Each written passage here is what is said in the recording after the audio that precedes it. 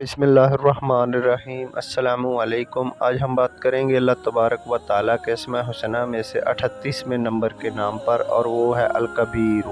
الکبیر جو ہے قرآن کریم میں اللہ تبارک و تعالیٰ نے 6 مقامات پر اس نام کو دہرایا ہے، اور الکبیر کا معنی ہے بڑا ہونا، بہت بڑا ہونا، گویا کہ بہت بڑی ذات جس کو کبیر کہا جاتا ہے، اور ظاہر ہے کہ وہ اللہ تبارک و تعالیٰ کی ذات ہے۔ کبیر وہ ذات کہلاتی ہے جو اپنی ذات اور حقیقت کے اعتبار سے ہی بڑی ہو، اس کو کبیر کہتے ہیں، اور وہ اللہ کے سوا کوئی اور نہیں ہے۔ جب دنیا میں کسی کا جائزہ لیا جائے تو وہ کسی سبب سے بڑے ہیں، اور اللہ تبارک و تعالیٰ اپنی حقیقت کے اعتبار کی وجہ سے بڑی ذات ہے۔